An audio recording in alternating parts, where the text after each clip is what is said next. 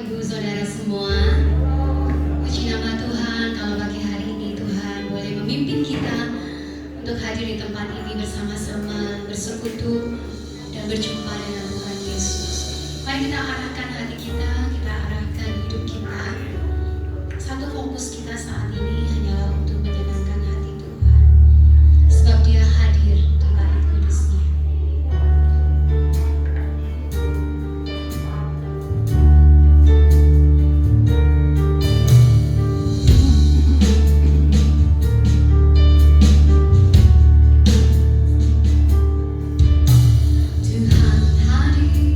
di bait kudusnya. Saat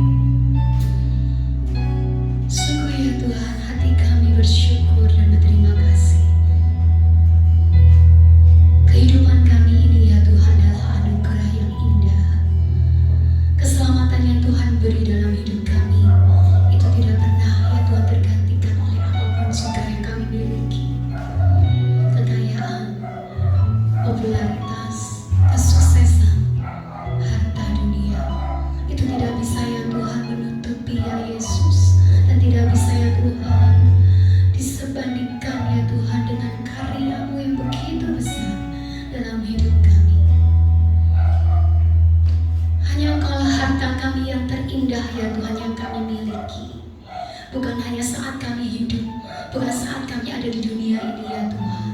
Tetapi kelak di dalam kekekalan Engkaulah harta kami satu-satunya yang kami mau pegang ya Tuhan seumur hidup kami. Kami bersyukur ya Yesus Tuhan. Kami sungguh bersyukur.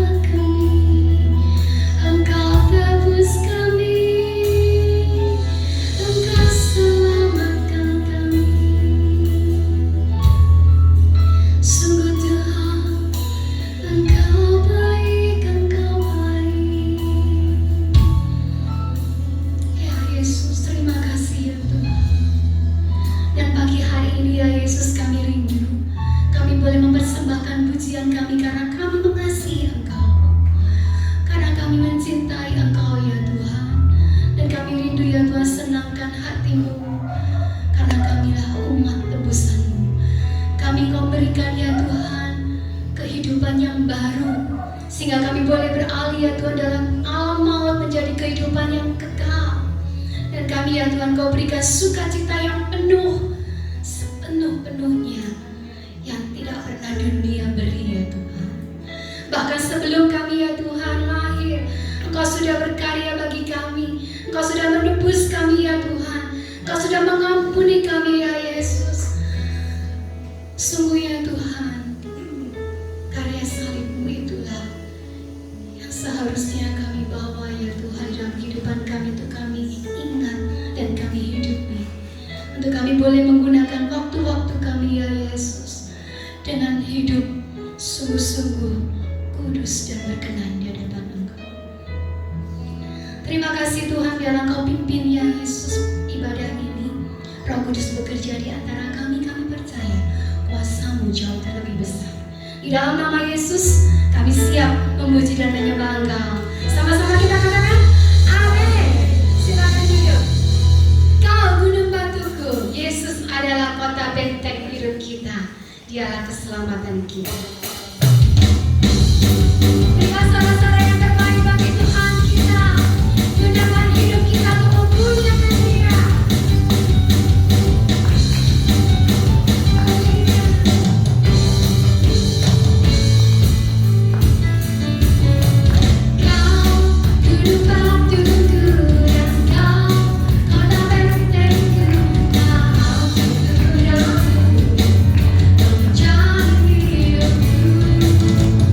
God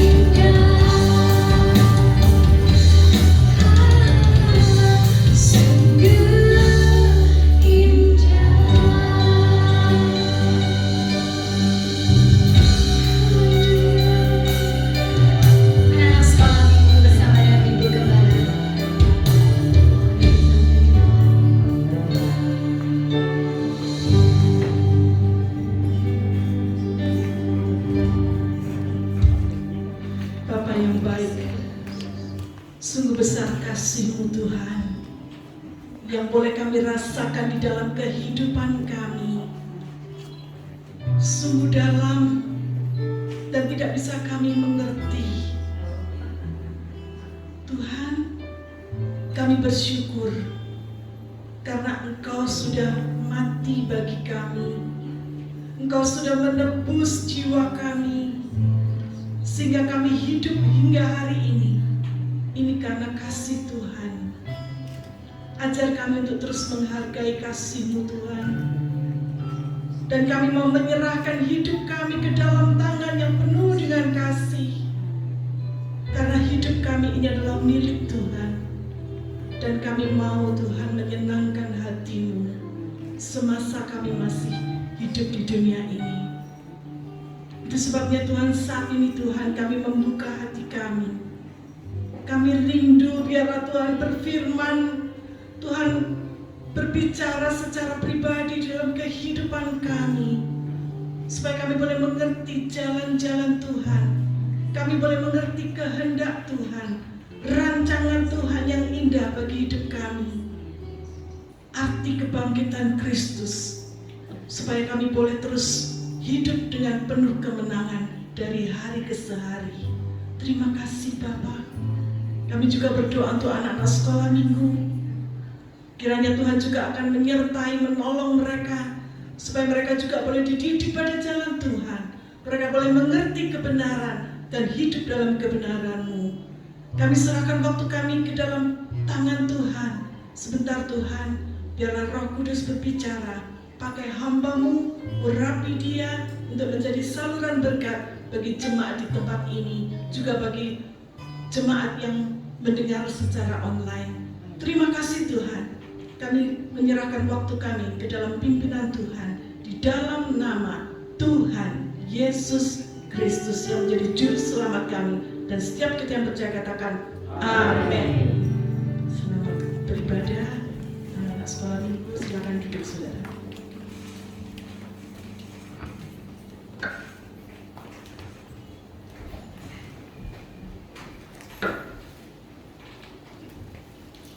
Shalom. Nah, suaranya tidak terlalu terdengar. Shalom. Puji nama Tuhan. Oleh kemurahan Tuhan, pagi hari ini kita kembali beribadah bersama-sama. Kita memuji dan memuliakan nama Tuhan. Dan hari-hari ini kita belum jauh dari peringatan kebangkitan Kristus, yang sering kali kita kenal dengan Paskah. Nah, pertanyaannya, apa sebenarnya makna dan arti daripada kebangkitan Kristus? Mana yang lebih penting, mana yang lebih punya pengaruh dalam kehidupan kita? Apakah kematian Kristus Kristus. Kalau menurut saudara, kalau saudara renungkan dengan dalam, mana yang lebih penting? Kematiannya atau kebangkitannya? Bahkan kalau saudara renungkan lebih dalam, yang menyelamatkan saya, yang membuat saya jadi diselamatkan, dibebaskan dari dosa itu ketika Tuhan Yesus itu mati di atas kayu salib, ataukah ketika Tuhan Yesus itu bangkit sehingga dia menjadi penyelamat atas hidup saya. Nah, saudaraku sekalian, pagi hari ini situasi dan kondisi di sekeliling kita masih memberikan bayangan dan memberikan nuansa Paskah. Mari coba saya ingin mengajak saudara bersama-sama merenungkan apa sebenarnya makna Paskah, kebangkitan Kristus itu bagi kita. Saudaraku sekalian, ketika kita mencoba melihat kehidupan ini, maka mau tidak mau seringkali muncul sebuah kondisi dan keadaan yang seringkali memberi kesan. Tetapi kesan itu tidak akan punya fungsi yang kuat kalau dia tidak bisa diterapkan dalam hidup ini. Bagaimana memahaminya? Saya akan mengajak saudara lebih dahulu membuka Alkitab kita di dalam surat 1 Petrus pasal yang pertama, ayat yang pertama sampai ayat yang ke-7. 1 Petrus pasal yang pertama, ayat yang pertama sampai dengan ayat yang ke-7, supaya kita mendapat gambaran yang lengkap dari semua yang ada. Saya untuk kali ini izinkan saya yang membacakan kepada saudara, supaya saudara mengerti alurnya. Karena ayat-ayat ini kalau dibaca biasa agak sulit dipahami. Agak kadang-kadang membuat saya bingung, ini maunya bagaimana. Tapi saya akan berusaha membacakan bagi saudara agar saudara betul-betul memahami maksud daripada ayat ini, ya. Silakan ikuti ayat ini dengan seksama yang ada di layar di belakang maupun di samping, ya. 1 Petrus pasal pertama, ayat yang pertama sampai dengan ayat yang ke-7. Dari Petrus, penulis surat, yang adalah Rasul Yesus Kristus, kepada orang-orang pendatang yang tersebar di Pontus, Galatia, Kapadokia, Asia Kecil, dan Bitinia, yaitu orang-orang yang dipilih. Saya ulangi, yaitu orang-orang yang dipilih sesuai dengan rencana Allah Bapa kita, dan yang dikuduskan oleh Roh, supaya mereka, orang-orang yang dipilih tadi, taat kepada Yesus Kristus dan menerima percikan darahnya. Kiranya kasih karunia dan damai sejahtera makin melimpah atas kamu semua, orang-orang yang sudah dipilih tadi. Kemudian masuk ayat yang penting sekarang. Terpujilah Allah dan Bapa Tuhan kita Yesus Kristus, yang karena rahmat-Nya yang besar, perhatikan ini, telah melahirkan kita kembali oleh kebangkitan Yesus Kristus dari antara orang mati kepada suatu hidup yang penuh pengharapan. Hidup yang penuh pengharapan itu adalah untuk menerima suatu bagian yang tidak dapat binasa, yang tidak dapat cemar, dan yang tidak dapat layu, yaitu yang tersimpan di surga bagi kamu, orang-orang pilihan. Yaitu kamu yang dipelihara dalam kekuatan Allah karena imanmu, sementara kamu menantikan keselamatan yang telah tersedia untuk dinyatakan pada akhir zaman. Bergembiralah akan hal itu. Sekalipun, sekali lagi, bergembiralah akan hal itu. Sekalipun sekarang ini kamu seketika harus berduka cita oleh berbagai-bagai pencobaan. Janjinya jelas, harapannya jelas, kekal dan dijamin keselamatan, walaupun saat ini seketika harus berduka cita oleh berbagai-bagai pencobaan. Terakhir, maksud dari semuanya itu ialah untuk membuktikan kemurnian imanmu yang jauh lebih tinggi nilainya daripada emas yang fana, yang diuji kemurniannya dengan api. Sehingga kalau kamu murni imanmu, kamu betul-betul membuktikan kemurnian imanmu, sehingga kamu memperoleh puji-pujian dan kemuliaan dan kehormatan pada hari Yesus menyatakan dirinya kelak pada akhir zaman. Terpujilah nama Tuhan, berbahagia saudara mendengarkan kebenaran firman Tuhan. Saudara perhatikan, sekali lagi di sini muncul beberapa kalimat-kalimat beranak bercucuk yang kadang-kadang membingungkan. Tetapi sebetulnya bagian ini ingin menunjukkan mengapa kebangkitan Kristus itu menjadi sangat penting. Mengapa ini menjadi sangat penting? Bahkan kalau mau ditanya lebih jauh, apa hubungannya dengan saya? Apa hubungannya dengan saya? Saya tahu bahwa Kristus bangkit itu luar biasa. Sekali lagi, tekanan kita pada pagi lihat kebangkitannya.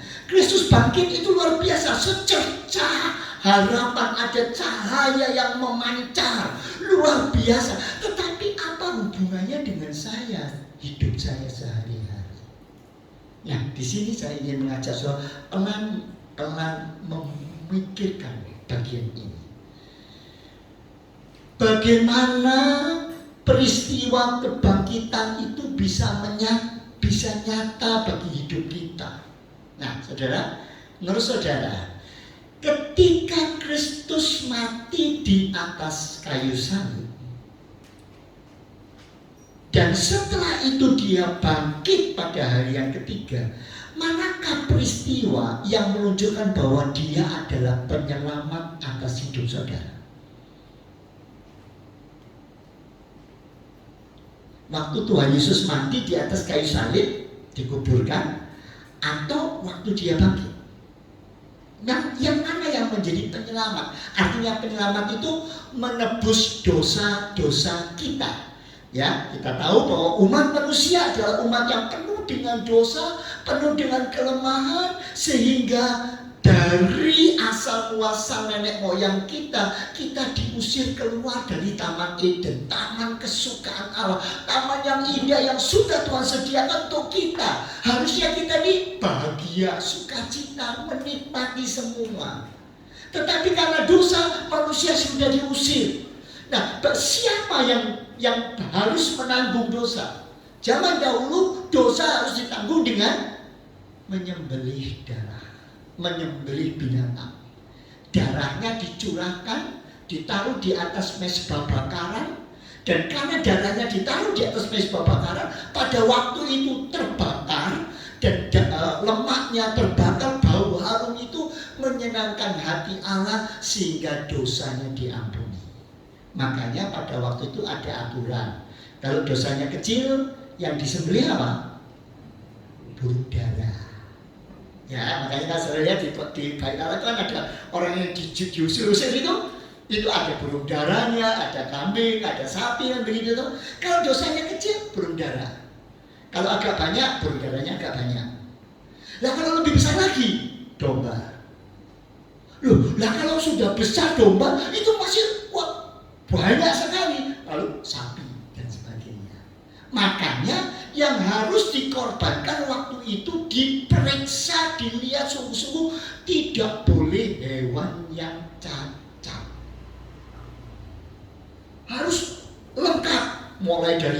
ujung kepala itu, terus tanduknya sampai mukanya, sampai giginya semua diperiksa gitu. Kukunya semua diperiksa, tidak boleh ada cacat. Kalau cacat, no. Karena menggantikan dosa, nebus dosa. Nah sekarang pertanyaan saya, ketika Tuhan Yesus mati di atas kayu salib, itu tujuannya untuk apa? Untuk menjadi juru selamat kita, menyelamatkan kita, menebus kita, atau bagaimana? Halo?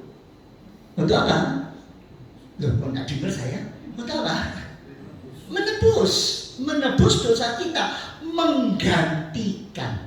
Harusnya karena kesalahan kita, karena perbuatan kita, karena dosa-dosa yang kita buat, harusnya kita yang nanggung. Ya toh? Tetapi Tuhan menggantikan posisi kita, sehingga akhirnya Dia yang menggantikan kita. Ya, saya ambil contoh, saudara. Misalkan saudara tiba-tiba berada dalam sebuah rumah yang terbakar. Kok bingung saudara, gimana cara keluarnya? Lagi bingung begitu, tiba-tiba ada seseorang yang melihat peristiwa itu. Dia melihat ada orang yang berteriak di dalam rumah. Dia cepat-cepat merombol masuk ke dalam rumah. Kemudian dia berusaha menolong kita. Dia angkat kita, dia bawa kita keluar. Tetapi pada waktu kita sudah keluar dan kita sudah selamat di luar, dia ternyata diperjilat oleh api. Dan akhirnya dia mati. Menurut saudara, si penolong saudara yang masuk dalam rumah sedang terbakar, dia penyelamat saudara bukan? Halo? Penyelamat bukan? Penyelamat. Buktinya dia gantikan saya loh. Sebetulnya yang dikata tidak ditolong, saya yang mati. Ternyata dia yang gantikan saya, yang menolong membawa saya keluar sehingga saya selamat. Berarti dia penyelamat. Pertanyaan saya, kalau dia mau jadi penyelamat saya, perlu bangkit enggak? Perlu bangkit enggak? Oh, kalau dia tidak bangkit, bukan penyelamat, itu cuma korban.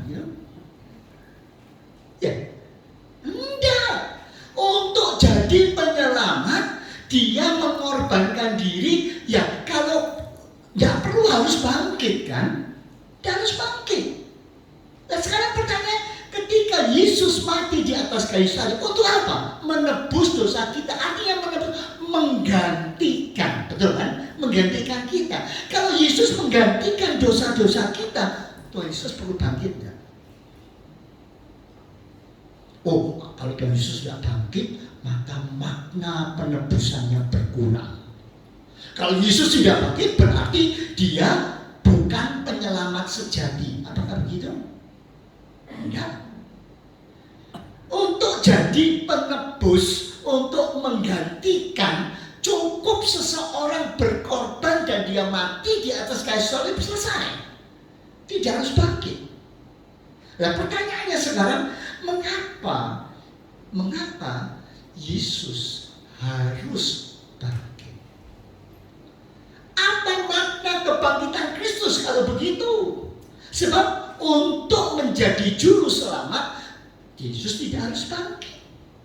Ya, contoh yang lain, misalkan saudara pergi ke medan perang. Saya masih ingat kisah dua saudara yang luar biasa, saudara, pertemanan yang sangat istimewa. Ketika maju di medan perang, si temannya yang sangat akrab itu melihat bahwa ada sniper itu penembak ulung, itu membidik temennya yang kebetulan memang sudutnya terlihat dari si sniper.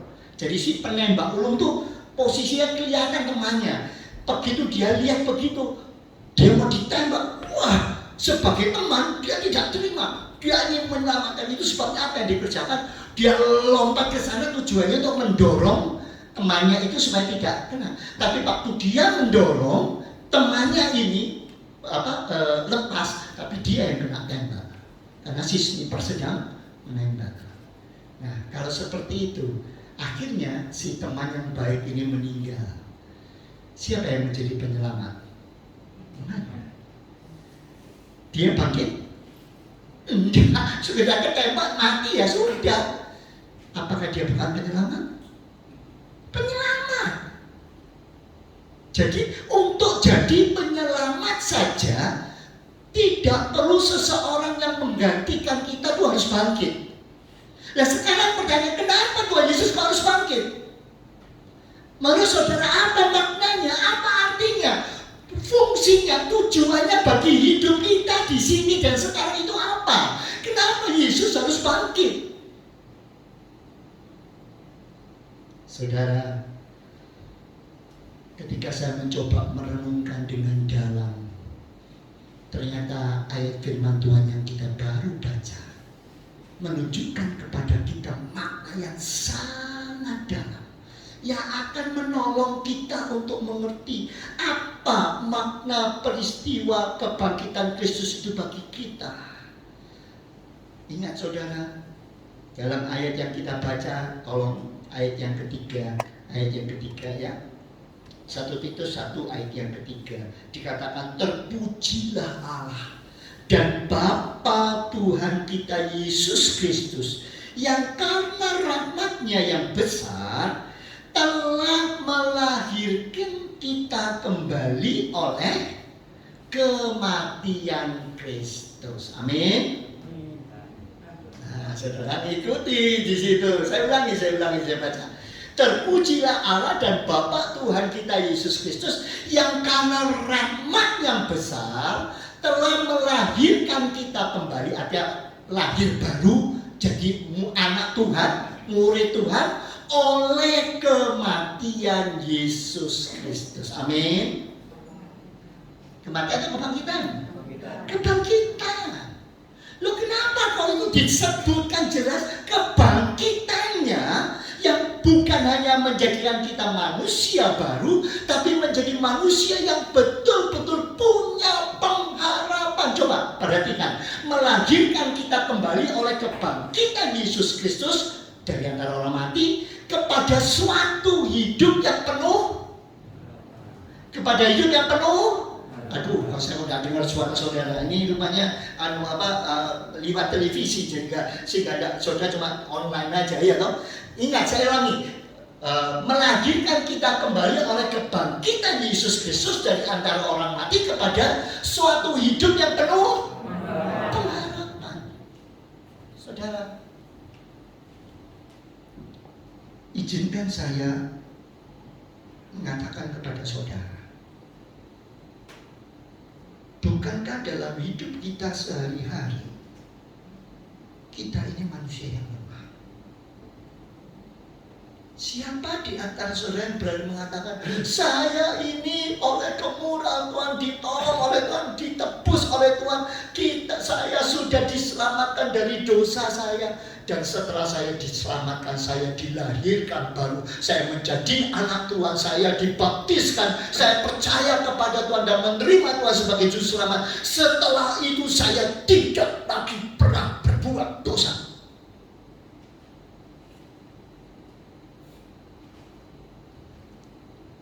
Jangankan jauh-jauh, kalau sudah perhatikan dari hari ke hari saja. Lalu,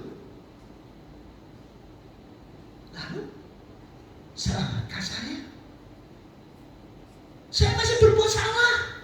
Saya masih kadang-kadang sadar saya tidak boleh ya benci, saya tidak boleh ya marah-marah, tidak boleh ya saya mencuri, tidak boleh ya saya berbohong. Sadar kadang-kadang, tapi yang tidak sadar lebih banyak. Nah kalau seperti itu, siapa yang akan nebus? Kalau awalnya dosa masa lampau, dosa yang pernah kita perbuat, semua yang lampau itu sudah ditebus oleh Tuhan ketika kita percaya karena Tuhan, terima kasih Engkau sudah mati di atas kayu salib untuk menebus kesalahan-kesalahan saya. Semua akibat dosa sudah dibayar lunas oleh Tuhan di atas kayu salib. Terima kasih Tuhan. Saat itu, setelah itu, besoknya, lusa panjangnya, masa yang akan datang, siapa yang berani mengatakan besok saya tidak berbuat salah lagi. Jangankan besok, sebentar lagi. Apakah kita bisa menjamin kita tidak melakukan kesalahan? Lalu siapa yang harus menebus?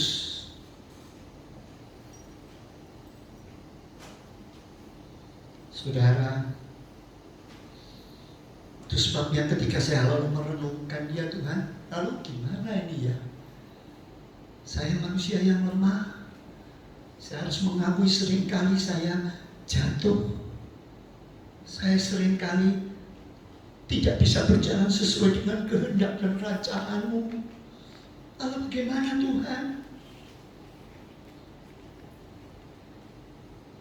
Ternyata di sini dikatakan, justru engkau butuh kebangkitan Kristus. Kristus harus bangkit. Kristus harus nyata dalam hidupmu. Dia harus bangkit. Ingat, tanpa kebangkitan Kristus, kita tidak akan mempunyai pengharapan. Kita akan frustrasi. Aduh, bodoh. Seringkali kita nyesel. Kapan nyeselnya? Sudah kejadian loh saudara. Kalau sudah kejadian, aduh bodoh banget. Aduh ampun Gusti, kenapa sih aku kok begini? Tapi sudah lewat. Sadar sebentar, jatuh lagi. Betul nggak saudara? Lalu bagaimana? Bagaimanakah? Itu sebabnya kita butuh dilahirkan kembali oleh kebangkitan Kristus. Memang kematian Kristus itu memperdamaikan kita dengan Allah. Roma pasal 5 ayat yang ke-10. Coba kita baca Roma pasal 5 ayat yang ke-10 ya. Di situ dengan jelas mengatakan bahwa kematian Kristus itu memperdamaikan kita dengan Allah. Sebab jikalau kita ketika masih berseteru, waktu itu kita masih musuhan. Karena apa? Karena ada dosa. Kita karena dosa diperdamaikan dengan Allah oleh anaknya. Yaitu waktu apa? Waktu dia ada di atas kayu salib. Lebih-lebih sekarang ketika kita sudah diperdamaikan dengan Allah, pasti kita akan diselamatkan oleh kematiannya. Amin. Oleh hidup. Itu yang menunjukkan kenapa Kristus harus bangkit. Kristus harus hidup. Artinya bahwa kita memang diperdamaikan. Kalau saya dengan Stephen ada hal-hal yang rasanya dalam hati ganjel. Ini ya, rasanya gak terima dalam hati, gerunjel gitu ya. Gimana caranya saya bisa berdamai? Gimana? Ya diungkapkan, yang menyebabkan gerundel itu, yang gerunjel ngomong, gimana? Ayo untuk minta maaf ya, sudah sorry ya, saya tidak akan ulangi lagi. Ya itu yang diungkapkan. Kalau itu kelong, beres, ada pemberesan, selesai kan? Betul kan? Nah, sekarang kalau kita punya masalah dengan Tuhan karena dosa, bagaimana membereskannya? Ya harus datang sama Tuhan untuk selesaikan kan? Nah, kalau itu sudah diselesaikan, sekarang pertanyaannya bagaimana selanjutnya? Kalau sudah perhatikan dalam slide berikutnya, kematian Kristus itu sudah menjadi menyingkirkan kesalahan-kesalahan akibat dosa kita. Semua yang menjadi penghalang antara Allah dan manusia sudah dibereskan dengan korban Kristus di atas kayu salib. Tetapi pertanyaannya, lalu bagaimana dengan dosa yang sudah ditebus? Apakah dengan dosa sudah ditebus maka kita akan selamat? Lalu bagaimana dengan dosa saat ini? Dan bagaimana dengan dosa yang akan datang? Yang tadi sudah saya tanyakan. Ingat, itu sebabnya perdamaian itu hanya merupakan langkah awal dari keselamatan. Perdamaian itu adalah pengampunan atas dosa-dosa kita. Tetapi Yesus itu bukan hanya penyelamat saya. Supaya betul-betul apa yang kita jalani ini bisa berjalan dengan baik, ada kesalahan, ada kelemahan, tetap bisa kita berdiri dengan tegak dan kita tetap berjalan pada jalan Tuhan, penuh pengharapan dan tahu kita pasti diselamatkan, kita akan masuk ke surga. Jangan hanya berkata, saya sudah percaya sama Tuhan Yesus, sekali percaya saya akan selamat, apapun yang saya kerjakan tetap akan selamat. No. Saya sudah percaya sama Tuhan, dosa saya sudah ditebus, tetapi selain itu dia harus hidup. Kalau Tuhan mati, kalau Tuhan tidak bangkit, sekali selesai. Terus kalau ada salah lagi, nggak bisa. Bagaimana caranya? Yesus Tuhan itu harus bangkit. Artinya dia bangkit, dia akan jadi penguasa atas hidup kita. Dia harus berdaulat. Yang mempunyai daulat, mempunyai kuasa atas hidup kita. Dia akan menjadi pemilik, pengendali hidup kita. Sehingga saya bisa jalan terus aman di dalam Tuhan. Bagaimana caranya dia bisa menjadi pengendali? Bagaimana dia menjadi penguasa atas hidup kita? Bagaimana dia menjadi Tuhan atas hidup kita? Syaratnya satu, Tuhan harus bangkit. Kalau dia mati, bagaimana dia jadi penguasa? Kalau dia tidak hidup, bagaimana dia bisa menguasai hidup kita? Gak bisa. Satu-satunya dia harus hidup. Jadi atas makna kebangkitan Kristus, kebangkitan Kristus itu artinya Tuhan harus betul-betul hidup dalam hidup saudara sehari-hari. Kalau dia tidak hidup, dia tidak menguasai saudara, dia tidak memiliki saudara, dia tidak mengatur hidup saudara, maka ketahuilah dia itu sama dengan mati. Dan akhirnya kita akan menuju kepada kebinasaan. Jadi apa arti makna Paskah? Makna Paskah itu berarti kebangkitan Kristus, menunjukkan bahwa kita menundukkan diri kepada Dia yang hidup, yang terus-menerus menjaga hidup kita, yang terus-menerus mengawali hidup kita, yang terus-menerus membimbing hidup kita menuju jalan yang benar. Pertanyaannya, sejauh mana Dia punya makna dalam hidup saudara? Benarkah dia hidup atas hidup? Benarkah ketika saudara melangkah, sudah seringkali mendengar, "Hei Yohanes, kamu mau kemana?" "Oh iya, aduh Tuhan, aduh salah." Ketika saya sedang membaca firman Tuhan, "Jangan kamu mengingini milikku." "Oh iya Tuhan, aduh lupa. Saya kok sampai punya pikiran." Kapan saat terakhir Tuhan berbicara dalam hidup saudara? Dia hidup, dia berbicara, dia menguasai hidupmu, sehingga betul-betul engkau merasakan, ya Tuhan, pimpin aku, tuntun aku. Kalau Tuhan tidak hidup dalam hidup saudara, arti dan makna Paskah sia-sia saudara. Karena Tuhannya tidak bangkit, tapi Tuhan tetap mati. Tuhan harus bangkit. Jadi bukan hanya sekedar percaya saja bahwa Yesus sudah mati tersalib bagi dosa-dosa kita, tetapi dalam percaya itu ada penyerahan kedaulatan hidup kita kepada Tuhan. Itu artinya Paskah. Itu artinya bangkit. Tuhan menjadi penguasa atas hidupmu. Dan saudara mulai melangkah dengan selalu bertanya, "Tuhan, ini baik. Terima kasih Tuhan, aku jalan. Aduh Tuhan, terima kasih diingatkan." Itu harus. Kalau saudara berjalan dengan menjadikan Tuhan penguasa atas hidup saudara, itulah yang menjamin mengapa saudara punya hidup yang penuh pengharapan.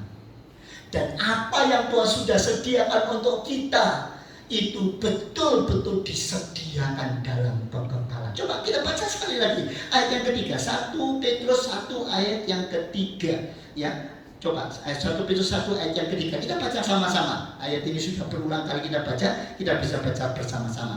2, 3. Terpujilah Allah dan Bapa Tuhan kita Yesus Kristus, yang karena rahmat-Nya yang besar telah melahirkan kita kembali oleh kebangkitan Yesus Kristus dari antara orang mati kepada suatu hidup yang penuh pengharapan.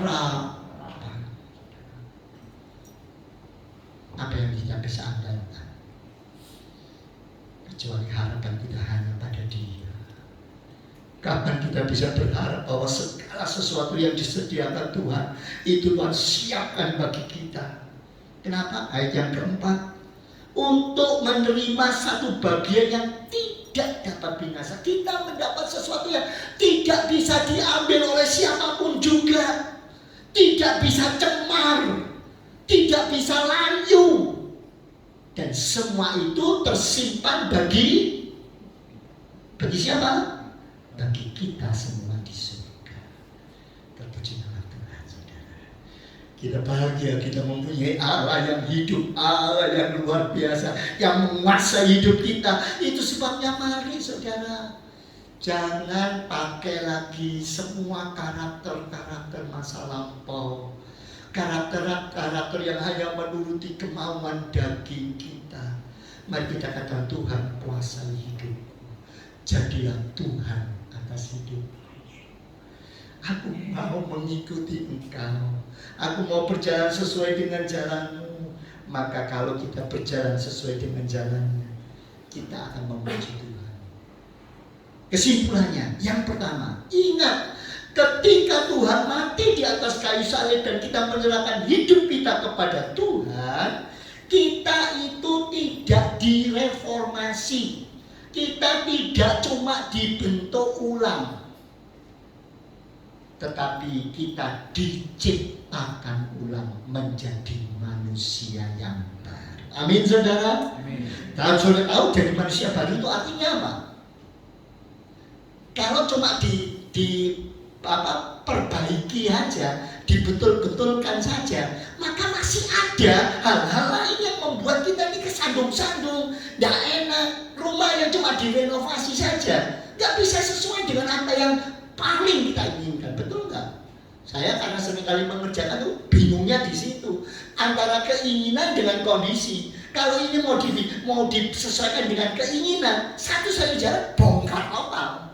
Nah, bongkar total baru jadi bagus. Kalau cuma renovasi bisa, tapi sulit. Ingat, ketika kita menjadi anak Tuhan, kita bukan hanya cuma direnovasi,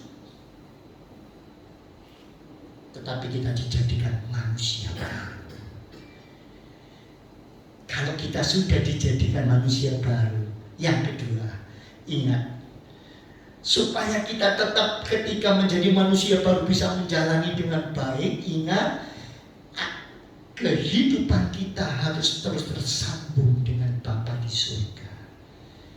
Kehidupan Kristus itu harus terus mengalir dalam hidup kita, sehingga ketika kita disakiti, ketika kita dipojokkan,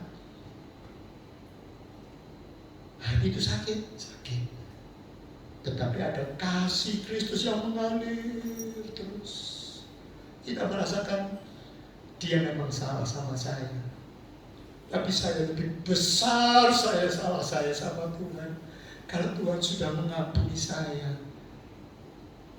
kenapa saya harus menghakimi Dia? Saudara akan legowo, akan semeleh, ya Tuhan, ampuni dia. Aku mau dapat damai sejahtera-Mu Tuhan. Itu lebih penting bagi aku. Aku enggak, apa sih yang mau saya pertahankan seolah saya lebih hebat? Enggak. Itu sebabnya saya rela. Dan yang ketiga, ketika kita menghadapi kegagalan, karena kita tahu seringkali kita lemah, seringkali kita kepleset, seringkali kita kesandung, ingat, Tuhan menjadi pengantara. Dia menjadi pembela kita. Dia yang akan menolong kita mengatasinya. Dia akan memberikan kekuatan. Dia akan memberikan pengampunan. Dia akan menuntun kita. Walaupun seringkali kita jatuh dan dia tetap terus mengangkat kita, menggendong kita, memanggul kita, sehingga kita terus kuat di jalannya sampai kita mendapatkan keselamatan kekal di surga. Amin, saudara. Itu sebabnya mari biarlah dia hidup. Jangan dia biarkan mati. Dia hidup. Itu sebabnya musik boleh mempersiapkan. Sebab dia hidup. Ada hari esok. Kenapa dikatakan kalau dia hidup ada hari esok? Ada pengharapan, ada kekuatan. Kelemahan boleh datang, tetapi Tuhan yang akan menguatkan kita. Dan kita katakan sebab dia hidup. Ada hari esok. Sebab dia hidup, aku tak akan gentar menghadapi apapun juga. Sebab aku tahu dia yang akan memberikan kekuatan kepadaku. Mari sedang jemaat di tempat ini, datanglah kepada Tuhan dengan sungguh-sungguh. Sebab dia hidup, ada hari esok. Sebab dia hidup,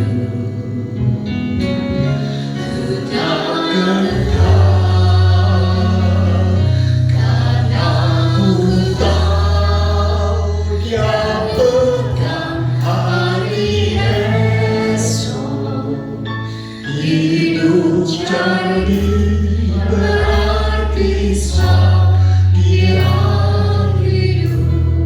Adakah keraguan-keraguan dalam hidupmu? Adakah kebimbangan dalam hidupmu menghadapi hari esok, menghadapi persoalan-persoalan yang sekarang sedang kau jalani dalam pelayananmu, dalam pengiringanmu kepada Tuhan, dalam perjuangan melawan karakter dan kondisi sehari-hari? Katakan, ingat Tuhan, hiduplah dalam hidupmu.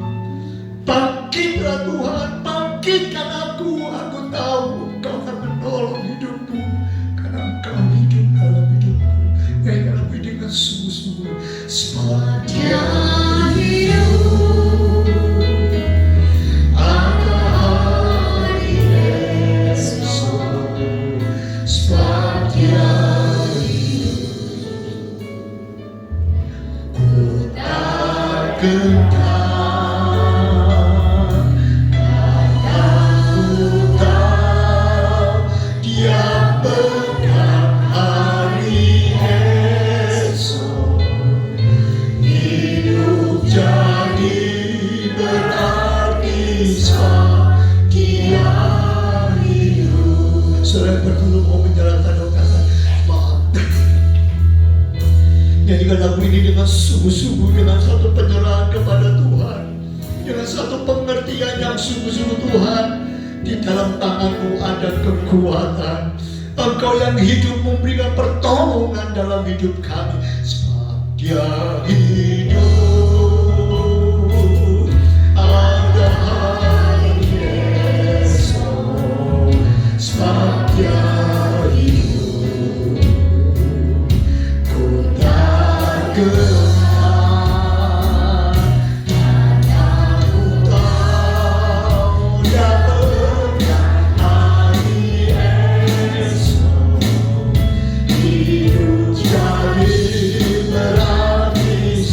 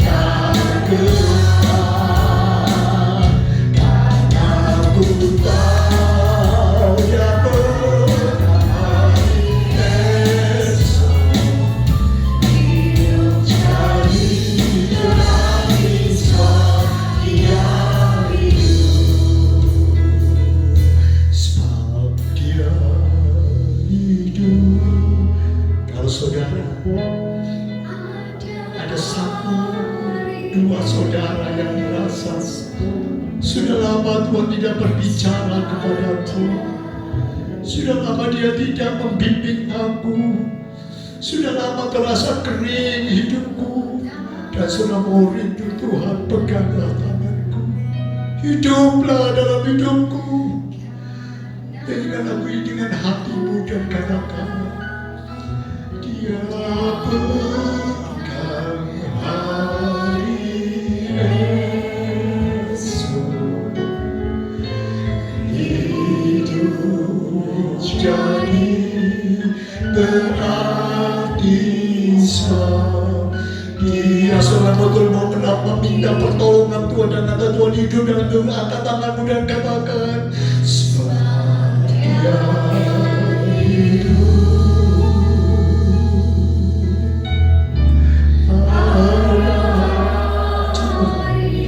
Ada saudara lagi yang ingin memohon pertolongannya, angkat tanganmu dan kata Tuhan, kuatkan kami Tuhan. Hiduplah, kuasa hidup kami.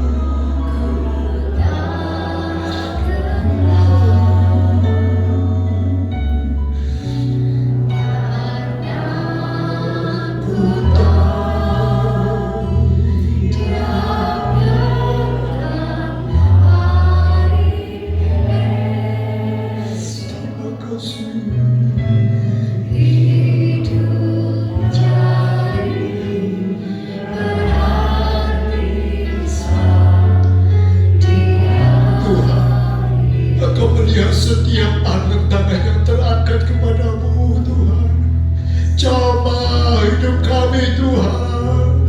Mari dekat kepada kami Tuhan. Berikan pertolongan-Mu agar kami menyerah sepenuh kepadamu Tuhan. Dan kami boleh merasakan bimbingan-Mu dalam tangan kehidupan kami. Tuhan, mari Kau jamah setiap tangan-tangan yang terangkat ke atas. Engkau memberikan kekuatan Tuhan. Engkau berbicara kepada mereka. Dan kami yakin, kami percaya Engkau yang memimpin hidup mereka. Engkau yang akan menuntun mereka. Dan mereka dapat kekuatan, kelepasan, kelegaan, damai sejahtera, sukacita, dan berkat Tuhan atas hidupnya. Terima kasih Bapa. Kami serahkan semua dalam tangan-Mu. Kami bersyukur semuanya di dalam nama Tuhan Yesus Kristus. Semuanya diberkati Tuhan, katakan amin. Puji nama Tuhan. Kami mengucapkan terima kasih untuk pelayanan Bapak Yohanes pada pagi hari ini. Tiba saatnya kita akan memberikan ucapan syukur kita dalam persembahan, dan kita mohon pimpinan Tuhan seperti firman Tuhan yang sudah kita dengar. Kami perlu Tuhan, perlu pimpinan Tuhan, dan berjalanlah denganmu selalu.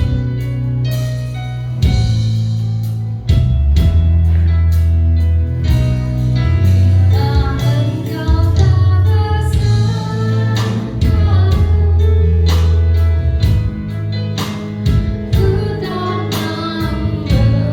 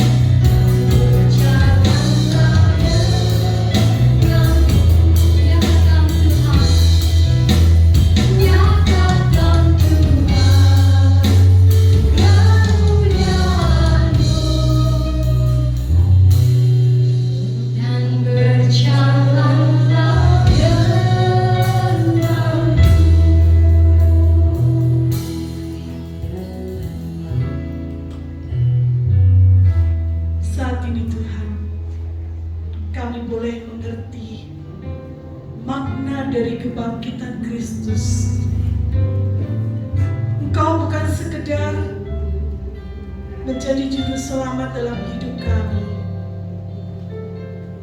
Engkau sudah mati di atas salib untuk menyelamatkan kami. Tetapi Engkau bangkit kembali. Engkau hidup kembali. Dan itulah yang memberikan pengharapan bagi kami. Bahwa hidup kami tidak sama seperti yang dulu lagi. Kami boleh menjadi ciptaan yang baru di dalam Tuhan. Kami boleh diubahkan dari hari ke hari untuk menjadi semakin serupa dengan gambar-Mu Tuhan.